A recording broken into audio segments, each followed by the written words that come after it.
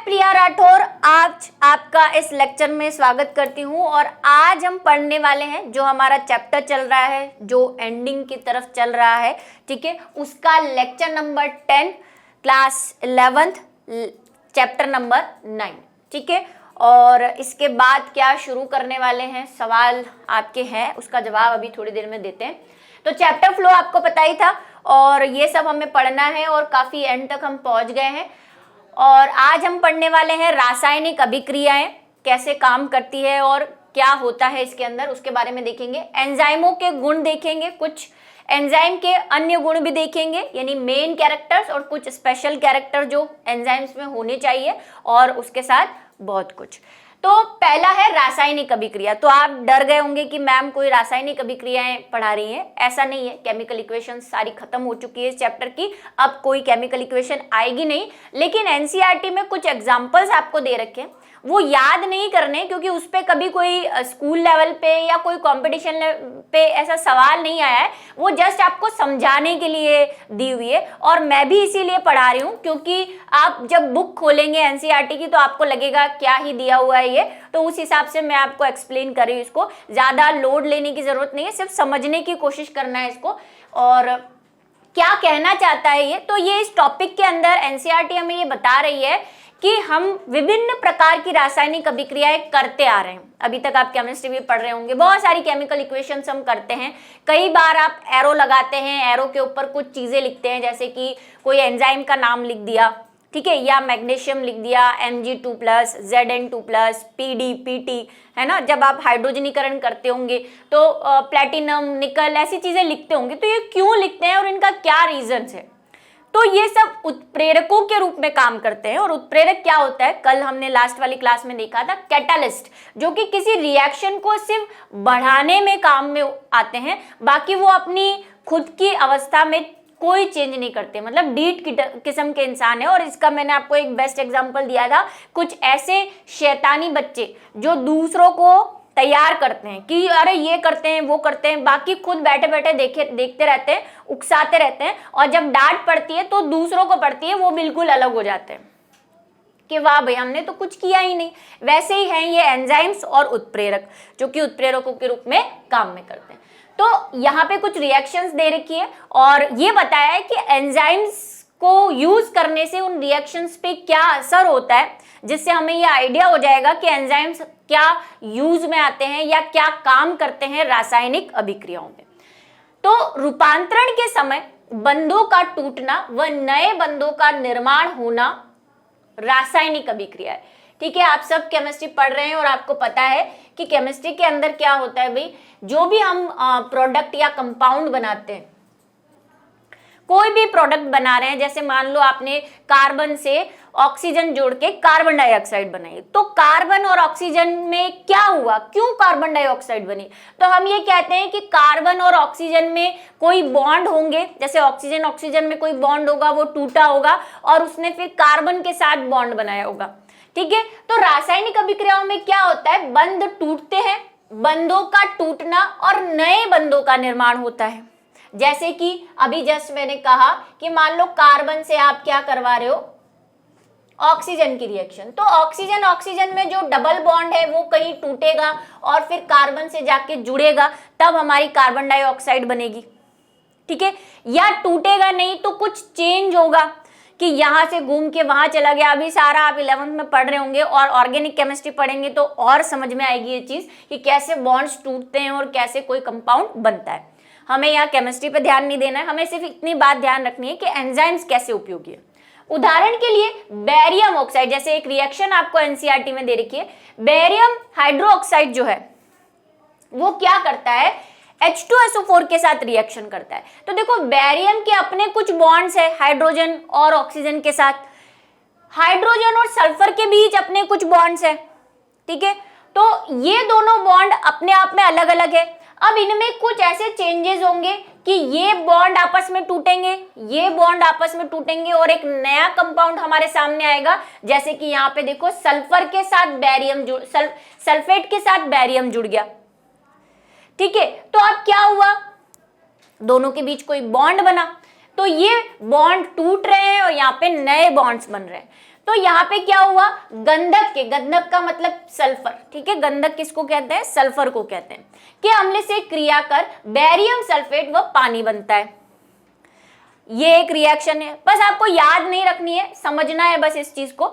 अभिक्रिया की दर का सीधा संबंध इकाई समय में बनने वाले उत्पाद से होता है।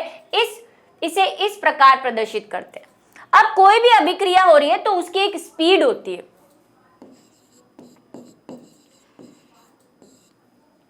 एक दर होती है, ठीक है। उस दर को हम कैसे डिनोट करते हैं, आपको पता है सारी केमिकल रिएक्शन एक जैसी स्पीड से नहीं होती। जैसे कि लोहे पे जंग लगना, तो लोहे पे जंग ऐसे नहीं कि आपने चुटकी बजाई लोहे पे जंग लग गया, ऐसा नहीं होता। लोहे पे जंग लगना एक धीमी प्रक्रिया है, बहुत स्लो स्पीड से होती है। जबकि अगर मैं बोलूं कि आप किसी पेपर को या केमिकल कंपाउंड को जला दो तो बहुत जल्दी से जल जाएगा। पेपर बिल्कुल इजीली जल जाता है, एक माचिस की तीली लगाते ही राख बन जाता है। तो क्या होता है, उसके अंदर जो सेल्यूलोज है वो जल के कार्बन में इंस्टेंटली क्या हो जाता है, चेंज हो जाता है, कार्बन डाइऑक्साइड में, कार्बन में, ठीक है। तो दर अलग अलग होती है। अब इस दर को कैसे डिनोट करते हैं, तो दर को हम कहते हैं कि जिस स्पीड से प्रोडक्ट बन रहा है, हमारा मेन मकसद क्या है, अभिकारकों से उत्पाद में परिवर्तन करना। अभिकारक क्या होते हैं, जो अभिक्रिया में भाग लेते हैं। जैसे ये दो यहाँ पे अभिकारक है और ये यहाँ पे उत्पाद है, दोनों प्रोडक्ट है। तो अभिकारकों का उत्पाद में जितनी जल्दी क्या होगा, चेंज होगा, उसकी स्पीड उतनी ही ज्यादा कहलाती है। जैसे आपके एनसीईआरटी में दे रखा है कि जो दर होती है, रासायनिक दर, वो डेल्टा पी। अब ये डेल्टा पी को आप डीपी भी लिख सकते हैं, डीपी अपॉन डीटी, मतलब कि प्रोडक्ट में होने वाला चेंज यानी कि प्रोडक्ट का बनना और उसमें लगा समय क्या कहलाता है, दर कहलाता है, ठीक है। ये जस्ट सिर्फ जनरल बातें हैं, मैंने कहा इस पे कभी कोई क्वेश्चन आया नहीं है, बस ये समझने के लिए आपको एनसीईआरटी ने एक चीज दे रखी है, 10 डिग्री सेंटीग्रेड। अब 10 डिग्री सेंटीग्रेड को आप ऐसे भी लिख सकते हैं, 10 डिग्री सेंटीग्रेड तापक्रम के बढ़ने या घटने पर अभिक्रिया की क्रमशः द्विगुणित या आधी हो जाती है, ठीक है। जो अभिक्रिया की दर है या स्पीड है वो क्या हो जाएगी, रेट। वैसे स्पीड कहना भी सही नहीं है, पर्टिकुलर वर्ड जो है वो क्या है, रेट है। रेट ऑफ रिएक्शन जिसको हम कहते हैं रेट ऑफ रिएक्शन, किसी भी अभिक्रिया की रेट, ठीक है। स्पीड तो हम जनरली फिजिक्स के लिए यूज करते हैं, यहाँ पे स्पीड नहीं है, रेट ऑफ है। तो वो रेट क्या हो जाएगी कि अगर आप जैसे जैसे टेम्परेचर बढ़ाओगे, मान लो मैं आपको सिंपल सा एग्जांपल लेती हूँ, शक्कर आप घोल रहे हैं, एक तो ठंडे पानी में शक्कर घोल रहे हैं तो ज्यादा टाइम लगेगा उसको घुलने में। वही शक्कर अगर आप गैस पे चढ़ा के घोलेंगे तो जल्दी मेल्ट हो जाएगी, जल्दी से घुल जाएगी। क्यों? क्योंकि आपने टेम्परेचर बढ़ा दिया, ठीक है। तो यही कहानी है कि 10 डिग्री टेम्परेचर बढ़ाने पर कोई भी रिएक्शन, अब वो डिपेंड करता है कि वो रिएक्शन टेम्परेचर से कैसे रिएक्ट करेगी। कुछ ऐसी रिएक्शन होती है जो तापमान बढ़ाने पर बढ़ती है और कुछ ऐसी रिएक्शंस होती है जो तापमान घटाने पर बढ़ती है। तो उसके ऊपर डिपेंड करेगा कि वो द्विगुणित होगी या आधी, ठीक है, या तो डबल हो जाएगी या फिर हाफ। जब किसी एंजाइम द्वारा उत्प्रेरित अभिक्रिया की दर बिना उत्प्रेरण के संपन्न होने वाली अभिक्रिया से बहुत अधिक होती है, ठीक है। अगर हम किसी एंजाइम को काम में ले इन्हीं रिएक्शंस में जो नॉर्मल हो रही है, अगर हम उसमें एंजाइम काम में ले तो हो सकता है वो रिएक्शन की स्पीड और बढ़ जाए, रेट और बढ़ जाए। जैसे हम एक एग्जाम्पल वही आपके एनसीईआरटी में दे रखा है कि कार्बन डाइऑक्साइड को जब वाटर से रिएक्शन करवाते हैं, ठीक है, तो एक नॉर्मल जब हम रिएक्शन करवाते हैं तो ये बनता है।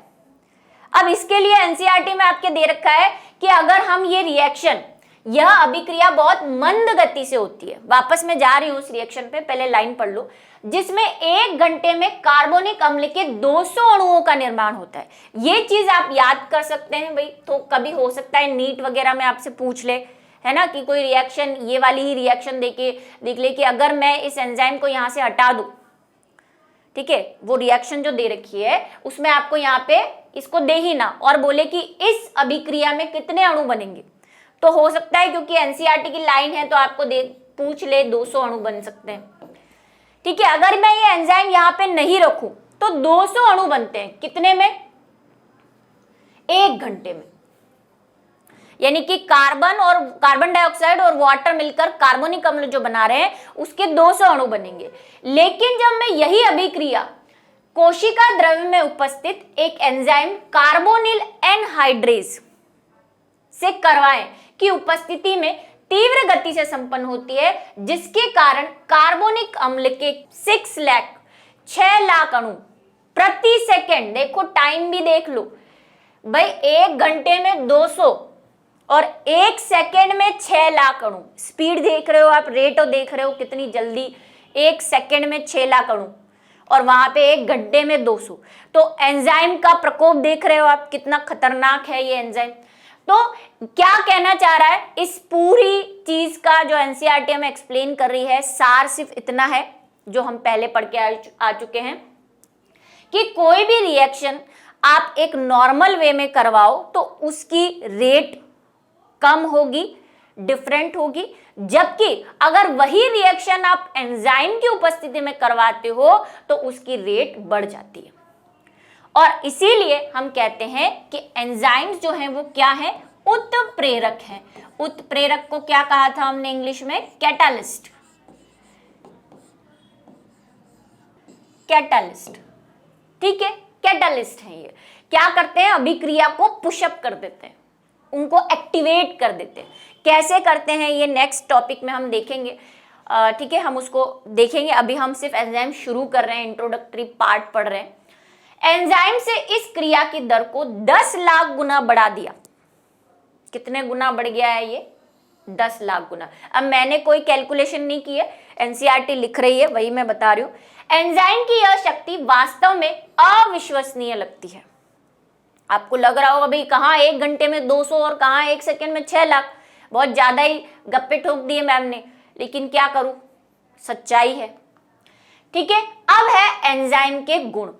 ये बहुत इंपॉर्टेंट क्वेश्चन है। देखो ये एंजाइम वाला टॉपिक जो है वो इंपॉर्टेंट है आपके स्कूल लेवल के हिसाब से भी। बहुत मैंने जो यूपी और बिहार के लास्ट ईयर्स के जो क्वेश्चन 2016, 15, 2004 में बहुत बार एंजाइम के गुण पे बहुत क्वेश्चन आया हुआ है, और राजस्थान बोर्ड में भी है ना, दूसरे जितने भी बोर्ड हैं, ये एंजाइम का गुण बहुत इंपॉर्टेंट टॉपिक है। या फिर जो है एक क्वेश्चन जो आता है बार बार, वो कार्बोहाइड्रेट पे आता है, कार्बोहाइड्रेट के प्रकार या प्रोटीन की संरचना। ये 1-2 फिक्स से कुछ क्वेश्चंस हैं जो बार बार, और एंजाइम के तो कुछ ना कुछ, या तो गुण पूछ लिए, या एक और हम टॉपिक आगे पढ़ने वाले हैं संदमन, उस पे क्वेश्चन बहुत आते हैं, ठीक है। या पूछ लेते हैं एंजाइम के जो है एंजाइम रासायनिक अभिक्रिया को किस प्रकार प्रभावित करती है, जो कि हम नेक्स्ट पढ़ेंगे कि एंजाइम की क्रियाविधि कैसी होती है, ठीक है। और थोड़ा सा आज भी करेंगे, लेकिन मेन वहां तब करेंगे, ठीक है। चलिए, पहला है क्रियादर विशिष्टता। सबसे इंपॉर्टेंट चीज, सारे एंजाइम स्पेसिफिक होते हैं। जैसे हमने पढ़ा था कि वायरस जो होते हैं वो स्पेसिफिक होते हैं, अगर वो किसी पर्टिकुलर प्लांट में कोई डिजीज फैला रहे हैं तो उसी प्लांट में वो डिजीज फैलाएंगे। ऐसा नहीं है कि आप में आएंगे तो आप में भी डिजीज। ऐसे ही एंजाइम जो है वो बहुत विशिष्ट होते हैं, स्पेसिफिक होते हैं। कि मान लो अभी जैसे हमने जो लास्ट रिएक्शन में ये एंजाइम पढ़ा, कार्बोनिल एनहाइड्रेज, ये कार्बोनिल एनहाइड्रेज सिर्फ इसी की रेट को बढ़ाएगा। ऐसा नहीं कि आप ये कार्बोनिल एनहाइड्रेज कहीं और जाके रख दो, मान लो कार्बन प्लस ऑक्सीजन पे जाके रख दो तो इसकी भी रेट बढ़ा दे, ऐसा नहीं है। स्पेसिफिक है, विशिष्ट है। जैसे पेप्सिन आपके डाइजेशन में काम में आ रहा है, एंजाइम है, लेकिन ऐसा नहीं कि पेप्सिन से आप क्या कर सकते हो, लाइपेज भी डाइजेस्ट कर सकते हो, पेप्सिन से आप जो है वो प्रोटीन भी डाइजेस्ट कर रहे हो, नहीं, पेप्सिन से आप सिर्फ जो है क्या कर पाओगे, प्रोटीन डाइजेस्ट कर पाओगे। ऐसा नहीं है कि कुछ भी डाइजेस्ट कर रहे हो, ठीक है। ऐसा नहीं कि कुछ भी आप चाहो तो फैट डाइजेस्ट कर रहे हो, आप चाहो तो कहो कि नहीं मैं तो भाई इससे जो है कोई केमिकल डाइजेस्ट कर दूं, ऐसा पॉसिबल नहीं है, ठीक है। स्पेसिफिक होंगे ये। प्रत्येक एंजाइम केवल एक विशिष्ट क्रियाधर या इसके किसी समूह पर ही क्रियाशील होता है, ठीक है। या तो किसी स्पेसिफिक क्रियाधर क्या होता है, सबस्ट्रेट, जिसको आप नॉर्मल लैंग्वेज में अभिकारक कहते हो, लेकिन थोड़ा एंजाइम के लेवल पे हम उसको सबस्ट्रेट कहते हैं। क्या है सबस्ट्रेट, वही अभी जितनी भी रिएक्शन में हम जो अभिकारक देखते हुए हैं, जो हमारे मेरे हिसाब से जो है किस साइड, लेफ्ट साइड जो रहते हैं, ठीक है, आपको क्या लेफ्ट राइट जो भी आपका देख लेना, ठीक है। तो लेफ्ट साइड जो होते हैं वो क्या होते हैं, क्रियाधर होते हैं। तो सबस्ट्रेट जो होते हैं स्पेसिफिक होते हैं, किसी स्पेसिफिक सब्सटेंस पे ही काम करेंगे, ठीक है। उदाहरण के लिए यूरिएज, नाम बता रहा है इसका, केवल यूरिया पर ही क्रियाशील होता है, यह किसी अन्य पदार्थ के साथ क्रिया नहीं करता। पहली बात, ये बहुत इंपॉर्टेंट टॉपिक है, फिर से कह रही हूं। दूसरा है इष्टतम तापमान, इष्टतम का मतलब होता है ऑप्टिमम। एंजाइम हर टेम्परेचर पे काम नहीं करते। मैंने आपसे कहा एंजाइम्स क्या है, प्रोटीन है, ये बात पहले ही कह दी है। अब प्रोटीन का भी आपको पता है एक रेंज है प्रोटीन की। हमने कहा कि प्रोटीन की रेंज जो है वो 25 डिग्री से 35 डिग्री के आसपास है। कुछ बुक्स इसको 25 से 40 के बीच में भी लिखती है, ये भी मैंने बोल दिया था, ठीक है। अगर आप 25 से नीचे ले जाओगे तो प्रोटीन काम नहीं करेंगे, क्या हो जाएंगे, निष्क्रिय हो जाएंगे। 40 से ऊपर ले जाओगे तो भी उनकी संरचना टूट जाएगी, बिखर जाएगी, ठीक है, तो वो काम नहीं करेंगे। तो एंजाइम भी प्रोटीन है, तो प्रोटीन के साथ भी यही है, एंजाइम के साथ भी यही है कि क्या करते हैं कि स्पेसिफिक टेम्परेचर पर ही काम करें। एक रेंज है, स्पेसिफिक टेम्परेचर तो क्या है, एक रेंज, कि मान लो कोई एंजाइम 25 से 30 के बीच में काम कर रहा है तो वो इसी रेंज पे काम करेगा। अब 25 के आसपास रहेगा तो स्पीड थोड़ी, रेट थोड़ी कम रहेगी, हो सकता है थोड़ा 25 से 28 तक जाए तो स्पीड और बढ़े, फिर 30 तक और बढ़े, ठीक है, ऐसा हो सकता है। तो क्या होगा, प्रत्येक एंजाइम प्राय तापक्रम के एक सीमित परास, लिमिटेड रेंज, ठीक है, रेंज है, स्पेसिफिक पॉइंट नहीं है कोई कि 25 डिग्री है या 30 डिग्री, एक रेंज बतानी पड़ेगी आपको, क्योंकि एक रेंज है स्पेसिफिक, 25 से 30 या 25 से 28 इस तरह से कार्य करता है। अर्थात प्रत्येक एंजाइम की क्रियाशीलता एक निश्चित तापक्रम पर सर्वाधिक होती है। इसे एंजाइम का इष्टतम तापक्रम कहते हैं। इष्टतम को और क्या लिख सकते हैं, अनुकूलन या अनुकूलित, ठीक है, कई जगह हो सकता है आपको अनुकूलित वर्ड भी मिले। ये अनुकूलित का मतलब भी इष्टतम, और इंग्लिश तो बता ही दिया मैंने, ऑप्टिमम टेम्परेचर, ठीक है। एंजाइम प्राय यहाँ पे आ ही गया 25 से 35 डिग्री पर सर्वाधिक क्रियाशील होते हैं। 60 डिग्री से अधिक तापक्रम पर यह विकृत हो जाते हैं, डीनेचर्ड हो जाते हैं। प्रोटीन की स्पेसिफिक स्ट्रक्चर है प्राइमरी हमने कहा ज्यादा कुछ काम के नहीं होते हैं, द्वितीयक, तृतीयक और चतुर्थ। अगर आप टेम्परेचर बढ़ाओगे तो प्रोटीन की संरचना में परिवर्तन हो जाता है, वो डीमोडिफाइड हो जाते हैं, डीनेचर्ड हो जाते हैं, जिसकी वजह से वो हाई टेम्परेचर पे काम नहीं करेंगे। और लो टेम्परेचर उनको उत्प्रेरित नहीं करता, क्योंकि उनको एक स्पेसिफिक टेम्परेचर तो चाहिए, 25 और 30 के बीच में चलेगा, उससे नीचे या उससे ऊपर वो काम नहीं करेंगे। 0 डिग्री ताप पर यह निष्क्रिय हो जाते हैं, ठंडे पे तो काम करेंगे। अब आप बोलेंगे कि नहीं मैम, कुछ ऐसे जो हैं बैक्टीरियाज हैं, कुछ ऐसे एनिमल्स हैं जो माइनस टेम्परेचर पे भी रहते हैं। हाँ रहते हैं, जिसका मैंने आपको एक एग्जांपल दिया हुआ है, जैसे कि थर्मस इक्वेटिकस। वो क्या रहता है भाई, 100 डिग्री सेंटीग्रेड के टेम्परेचर पे भी जिंदा रहता है। एक्सेप्शंस तो है ही, है ना, बायो फिजिक्स केमिस्ट्री में एक्सेप्शन के बिना तो बात कर ही नहीं सकते। और ये हमने चैप्टर फर्स्ट में सेकेंड में बताया भी है कि थर्मस इक्वेटिकस जो है वो 100 डिग्री, उसके एंजाइम्स 100 डिग्री सेंटीग्रेड पे भी काम कर रहे हैं। तो ये कुछ एक्सेप्शन है। कुछ ऐसे एनिमल जैसे कि पोलर बियर -, डिग्री पे रहता है, लेकिन वो अपने बॉडी का टेम्परेचर मेंटेन कर रखा है। ऐसा नहीं है कि वो -, डिग्री पे रह रहा है तो उसकी बॉडी अंदर भी टेम्परेचर -, डिग्री है। उसके बॉडी का टेम्परेचर तो उतना ही है जितना है, जैसे कि मान लो 30 डिग्री है या 30 से 40 डिग्री है, जिसपे उसके एंजाइम अच्छे से काम कर रहे हैं, ठीक है। ये मतलब है, बाहर के टेम्परेचर से कोई लेना देना नहीं है। जिस आपने कभी पढ़ा हो या आगे 12th में आप पढ़ेंगे कि 2 तरह के एनिमल्स होते हैं, और पढ़े भी हमने, जब एनिमल का क्लासिफिकेशन पढ़ा था तब देखा था कि कुछ ऐसे एनिमल होते हैं जो समतापी होते हैं, अपना टेम्परेचर मेंटेन करके चलते हैं, होमोथर्मल जिसको कहते हैं, और एक होते हैं पोकिलोथर्मल जो अपना टेम्परेचर मेंटेन नहीं करते, बाहर के हिसाब से रखते हैं। तो सब में अलग अलग है, लेकिन क्या है, उनमें वैसे ही टाइप के स्पेसिफिक प्रोटीन मिलते हैं। जैसे कि कुछ फिशेस बहुत ठंडे पानी में रहती है, तो उनके पास अपने एंजाइम्स को बचाने के लिए कुछ केमिकल्स होते हैं जिनको बोलते हैं एंटी फ्रीजिंग प्रोटीन। ये क्या करते हैं, उनके प्रोटीन को जमने से बचा लेते हैं, एंटी फ्रीज नाम बता रहा है, ठीक है। इष्टतम पीएच, इसी तरह एक फिक्स पीएच का रेंज भी चाहिए होता है। प्रत्येक एंजाइम की क्रियाशीलता एक विशेष पीएच पर सबसे अधिक होती है, जिसे इष्टतम पीएच कहते हैं। पीएच की कमी या अधिकता से एंजाइम की क्रियाशीलता प्रभावित होती है। इसका एग्जाम्पल भी आप दे सकते हैं।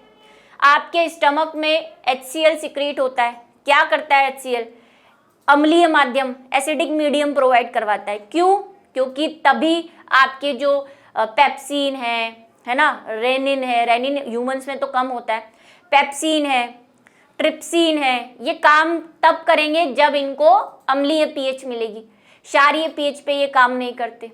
इसी तरह आपका सलाइवा, वो क्षारीय पीएच पे काम करता है, स्टमक में आके वो निष्क्रिय हो जाता है क्योंकि पीएच चेंज हो जाती है, ठीक है। ऐसे कुछ एग्जाम्पल्स आप यहाँ दे सकते हैं। अपनी इतनी बायो आपने पढ़ ली है कि कुछ एग्जाम्पल्स तो आप खुद दे सकते हैं यहाँ पे। उसके अलावा एंजाइम क्रियादर सम्मिश्रण, ये क्रियाविधि में भी पढ़ेंगे हम, और अभी भी हमें पढ़ना है कि एंजाइम्स क्या है। ऐसे ही नहीं कि एंजाइम आया, अभिकारक के साथ लगा और रेट बढ़ा दी। एंजाइम की एक पर्टिकुलर प्रोसेस होती है, ठीक है। कैसे काम करता है एंजाइम? तो एंजाइम इस तरह काम करता है कि सबसे पहले मान लो ये हमारा अभिकारक है, यानी कि सबस्ट्रेट है, ठीक है, ये हमारा सबस्ट्रेट है। एंजाइम क्या करता है, सबस्ट्रेट से पहले जुड़ता है। अब एंजाइम को मैं ई से डिनोट कर रही हूं, ठीक है। ये हमारा क्रियाधर है सबस्ट्रेट, और ये हमारा एंजाइम है।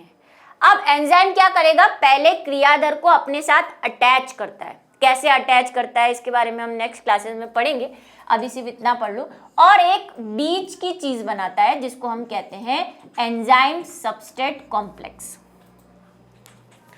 एंजाइम क्रियाधर complex, enzyme substrate complex, ESC capital में, स्मॉल नहीं लिखेंगे, ठीक है।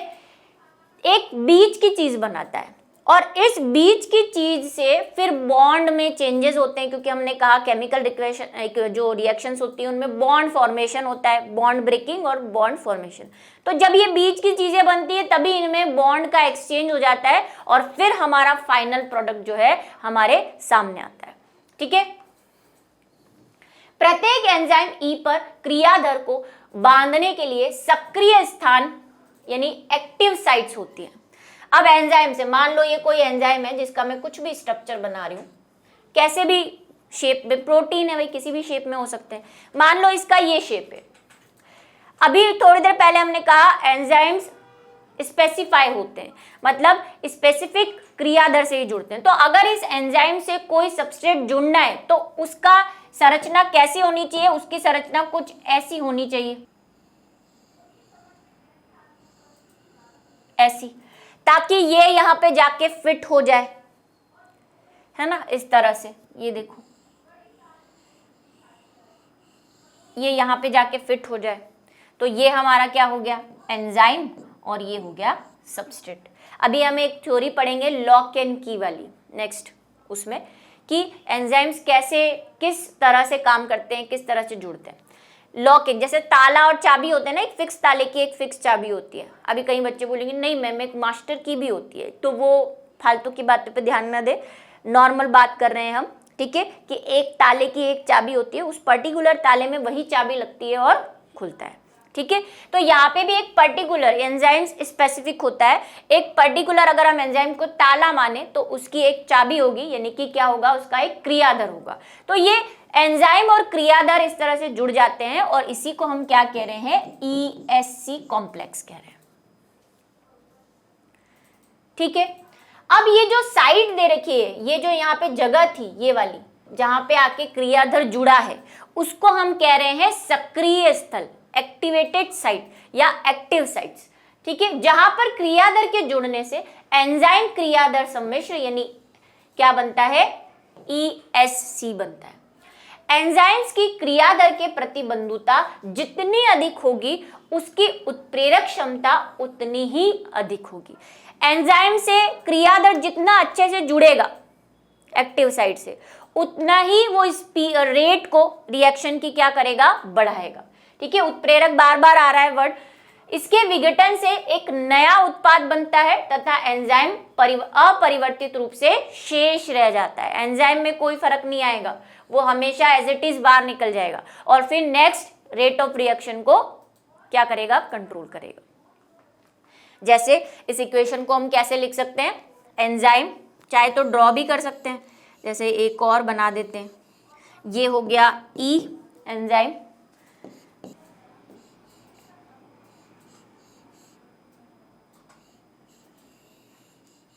ये हो गया सबस्ट्रेट क्रियाधर। अब क्या होगा, क्रियाधर और एंजाइम के बीच में क्या बनेगी,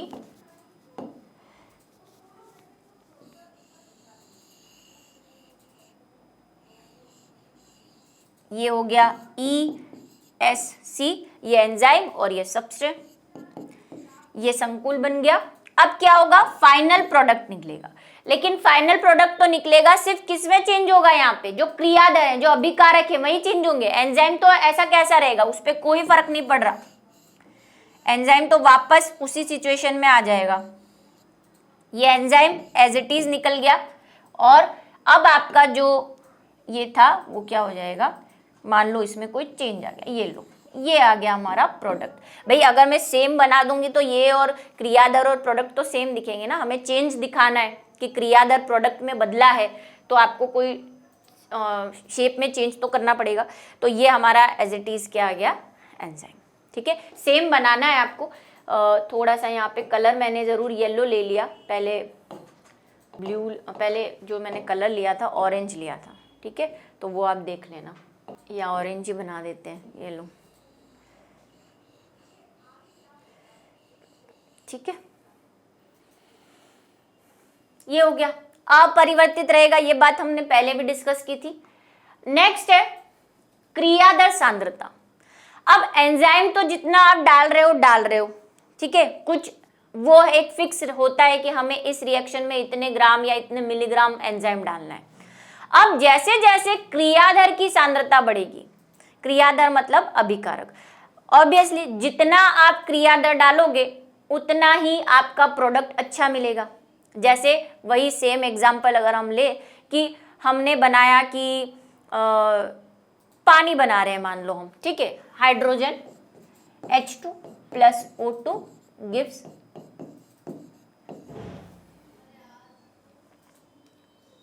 हाफ O2, ठीक है, पानी बना रहे हैं।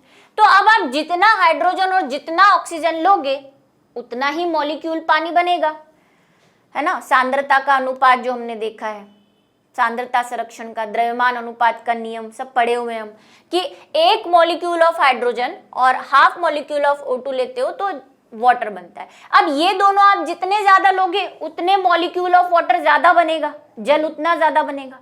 और अगर हम ये कोई एंजाइम से करा रहे हैं क्रियाविधि, इसमें तो कोई एंजाइम काम नहीं आ रहा, लेकिन अगर हम कोई एंजाइम काम कर रहे हैं, उस पर कोई एंजाइम काम में करा रहे हैं, तो हम जितना क्रियादर बढ़ाएंगे वो उतना ज्यादा एंजाइम से जाके जुड़ेगा और उतना ज्यादा प्रोडक्ट बनेगा, लेकिन एक लिमिट तक। ऐसा नहीं है कि आप क्रियादर बढ़ाए जा रहे हो तो आपका प्रोडक्ट भी बढ़ता जा रहा है, ऐसा नहीं है। क्योंकि अभी जस्ट मैंने कहा कि एंजाइम्स तो आप फिक्स लोगे, कि कोई भी रिएक्शन आप ले रहे हो, मान लो आपने उसमें 2 ग्राम एंजाइम लिया, एक एग्जांपल हम ले लेते हैं कि 2 ग्राम एंजाइम लिया। अब उस 2 ग्राम एंजाइम की कुछ साइट होगी, है ना, जैसे अभी हमने कहा कि एंजाइम की कोई स्पेसिफिक साइट होती है, इसकी साइट तो फिक्स है ना, कि मान लो इस पे 2 जगह जो है, ये 2 साइट है, यहाँ पे 2 जगह क्रियाधर आके जुड़ सकता है। अब मान लो आपने यहाँ पे सिर्फ क्या लिए हैं, वेट छोड़ देते हैं, मॉलिक्यूल ले लेते हैं, 6 एंजाइम्स लिए मैंने, ऐसे 6 एंजाइम्स लिए हैं। अब मान लो एक साइड पे 2 क्रियाधर आके जुड़ते हैं, मतलब 6 पे कितने जुड़ जाएंगे, 12 क्रियाधर जुड़ जाएंगे, है ना। 6 एंजाइम लिए हैं, हर पे एक पे 2 जुड़ते हैं, 2 साइड्स हैं यहाँ पे, तो 2 क्रियाधर जुड़ते हैं, मतलब कि इस पे टोटल 12 क्रियाधर जुड़ जाएंगे। तो अब आप मान लो पहले आपने एक क्रियाधर लिया, 1 लिया, 2 बढ़ाओगे, 3 बढ़ाओगे, 4 बढ़ाओगे, 5 बढ़ाओगे, 6 बढ़ाओगे, जैसे जैसे क्रियाधर बढ़ाओगे वैसे वैसे हमारा फाइनल प्रोडक्ट जो है उत्पाद बढ़ता जाएगा। लेकिन ऐसा तो नहीं है कि आप जब क्रियाधर की संख्या 16 कर दो तब भी आपका प्रोडक्ट 16 बने, नहीं, क्योंकि आपके एंजाइम तो लिमिटेड है। एंजाइम से सिर्फ मैक्सिमम कितने क्रियाधर जुड़ सकते हैं? 12 क्रियाधर ही जुड़ सकते हैं, 12 सब्सटेंस ही जुड़ सकते हैं। आप 16 ले लोगे तो जाएंगे कहाँ? चिपकना तो उन्हें यही है। तो धीरे धीरे बढ़ेगी, मतलब एक लिमिट तक बढ़ेगी। क्रियाधर बढ़ाने से उत्पाद की मात्रा जो बढ़ती जाएगी, लेकिन एक लिमिट तक। कब तक? जब तक हमारे पास एंजाइम्स है सफिशिएंट क्वांटिटी में। एंजाइम खत्म तो भले ही आप क्रियाधर बढ़ाते रहो, वो जुड़ेंगे ही नहीं क्योंकि वहां पे एंजाइम है ही नहीं। ठीक है, तो ये बात आपको ध्यान रखनी है। क्रियाधर की सांद्रता के बढ़ने के साथ साथ प्रारंभ में तो एंजाइम की क्रिया दर भी बढ़ती है। ठीक है, प्रारंभ में बढ़ेगी क्योंकि जैसे मैंने कहा जितनी भी उसकी साइट्स होगी मैक्सिमम, उस साइट्स पे जाके वो जुड़ता रहेगा। लेकिन ऐसा केवल एक निश्चित सीमा तक ही होता है। एक बिंदु ऐसा आता है जब क्रियाधर की सांद्रता में और अधिक वृद्धि का अभिक्रिया पर कोई प्रभाव नहीं पड़ेगा। ठीक है, समझ गए? एक बार और समझा दूं। जैसे मान लो मैंने यहाँ पे ये एंजाइम लिए हैं, कितने हैं ये? एक और बार समझा देते हैं। 4 एंजाइम्स हैं, 4E। पहले मैंने यहाँ पे एक सबस्ट्रेट लिया, एक सबस्ट्रेट लिया, मतलब इसकी संरचना चाहे बनाओ नहीं बनाओ, बना ही देती हूँ। चलो, ये एक सबस्ट्रेट लिया। ठीक है, अब मैंने एक लिया तो ये एक पे जाके जुड़ेगा, अभी भी 4 एंजाइम खाली हैं। फिर मैं करूंगी 2 ले लूं तो ये 2 पे जाके जुड़ जाएंगे।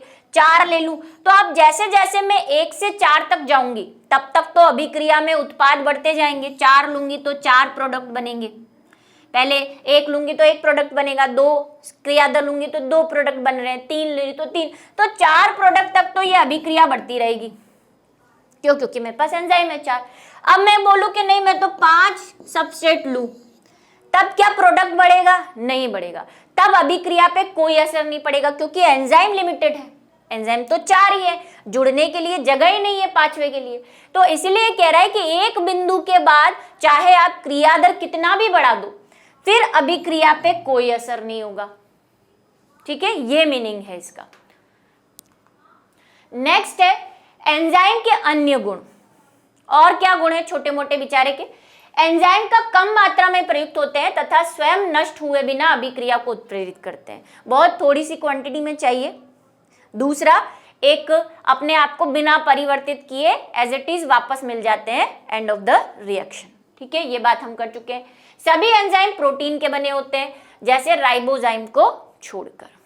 ठीक है, राइबोजाइम जो है उसमें प्रोटीन के साथ साथ कुछ क्या मिले हुए हैं? कार्बोहाइड्रेट भी मिली हुई है।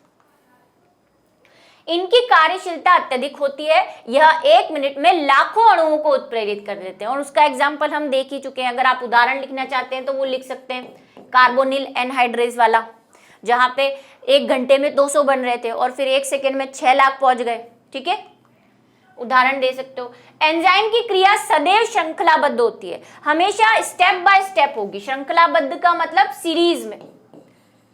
पहले क्या हुआ? एंजाइम आया, एंजाइम से कौन जुड़ा? सबस्ट्रेट जुड़ा, फिर ESC बना और फिर प्रोडक्ट बना। ऐसा नहीं कि डायरेक्ट कोई हवा में काम हो रहा है कि डायरेक्ट एंजाइम आया और प्रोडक्ट बन गया। स्टेप बाय स्टेप प्रोसेस होगा। ठीक है, तो ये थे एंजाइम्स के कुछ गुण और एंजाइम से रिलेटेड कुछ चीजें। अब बचा है एंजाइम की क्रियाविधि। ठीक है, आपको एंजाइम की क्रियाविधि पूछ ले, आपको पूछे एंजाइम किस तरह से काम करते हैं, तो दोनों बातें सेम ही रहेंगी। उसको पढ़ेंगे हम नेक्स्ट टॉपिक में। तब तक के लिए